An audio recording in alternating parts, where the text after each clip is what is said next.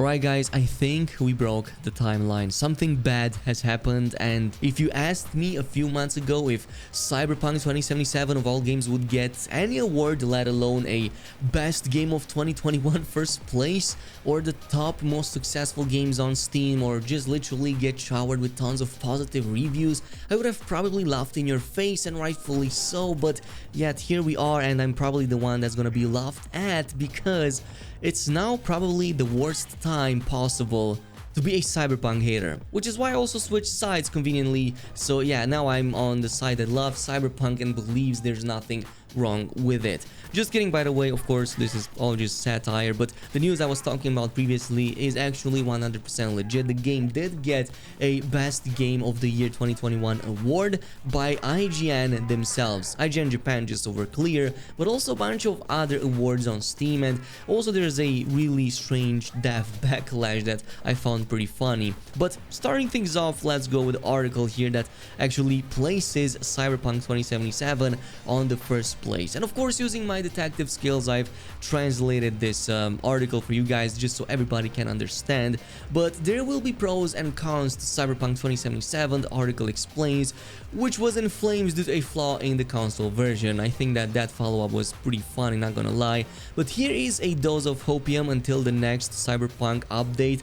However, IGN Japan members, including freelance writers, have gained, or while given, a lot of support. The main reason is that the stage called Night City created by this work was a mass of density and sense that other open world games do not have. The world, which is designed from small signboards to residents, give you a special feeling just by walking.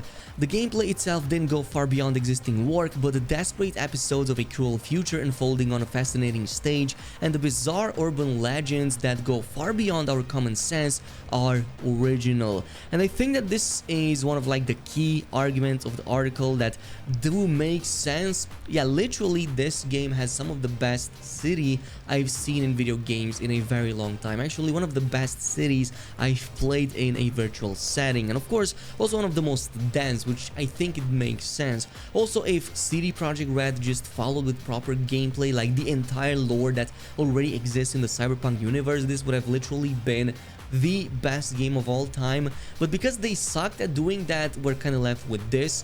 It's still an amazing game nonetheless. I will admit that. I will admit that everything in Cyberpunk 2077 that is not necessarily gameplay mechanics is absolutely amazing. And the relationship between Johnny Silverhand and the player character played by Keanu Reeves give a mature ending that makes us think deeply of the question, was this a real hero? And this work is a masterpiece that remains in history. Enough said. I think that's the proper translation right there, Google Translate. But this is like what I'm talking about. This is what everybody's been talking about. The game would have been absolutely amazing if CD Projekt Red just made that gameplay not suck, and that is pretty much it. Now, as I've said, these are not the only awards that the game was showered with. So here's another piece that will make everybody who hates Cyberpunk foam even more at the mouth. Best of 2021, top sellers, most played and whatnot. Yeah, do feature Cyberpunk 2077. Surprise, surprise, it's actually happening, but not in the way you think it is. So if you look over here, there's like tiers of like the best games. You have platinum, you have gold, you have silver. Obviously, like the top ones with the gold and especially the platinum will usually be online games or games that have online components, since they are able to monetize them a little bit better than a single player offline experience. So games like New World or like PUBG, or you know, just like Naraka Blade Point, even GTA 5 are there because this isn't just about like a popularity contest. These are, yes, some of the most played games of all time, and especially this year, but most important, they are up there because of their revenue, and these games excelled in creating additional revenue streams and not necessarily just selling copies of the game. So microtransactions, DLCs, played a huge role into these metrics, which is why Cyberpunk 2077 is only in the silver category, but still in the top most played and most bought games, at least in 2021. This also brings us to one of the previous points that I was trying to make in regards to the positive reviews that the game has seen. So funny enough, until I started filming this video, the game was sitting on very positive recent reviews.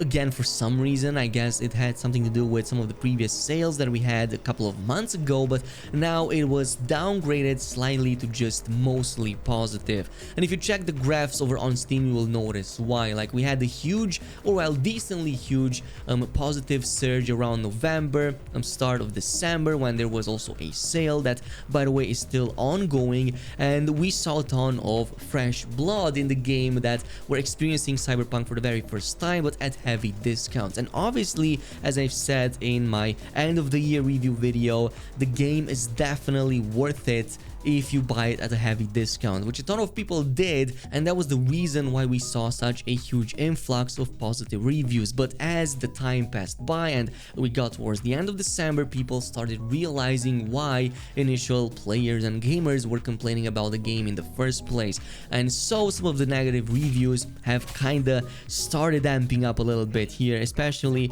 towards the middle of December. So this is pretty much how your typical experience goes when it comes to this game. At first, you're kind of shocked, everything looks amazing, the city is big and kind of seems filled with life, and then you start noticing the cracks. Now, speaking of cracks, Sonic the Hedgehog claps back at Cyberpunk 2077 dev comment was one of the main headlines for this week. Of course, as a response to one of CDPR's own developers mentioning that neither Elden Ring or the upcoming Sonic open world game would have any police chases in them, without of course having all of the information. We've touched on this previously, but we do have an official response from the developer, or one of the developers behind Sonic the Hedgehog, and it's this one right here. 3 question marks. Did they even watch our trailer? And yeah, instead of it, there's a close-up of Sonic with his eyes set upon a Cyberpunk 2077 police vehicle, and that's really funny, not gonna lie. Like, he's all about, how dare you talk this about our game, you don't even know what it has, it's not even out yet,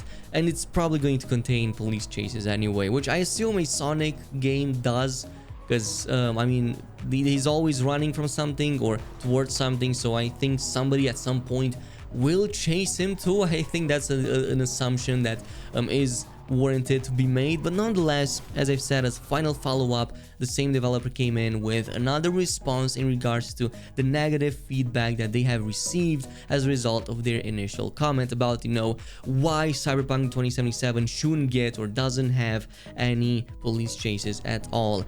And just like how I said in the previous video, I don't condone negativity just for the sake of it, but if there's any valid criticism to be made, I think that that should also be voiced. And I believe that most of the people who were under these circumstances did indeed voice valid criticism, as harsh as these comments might seem to be when read online.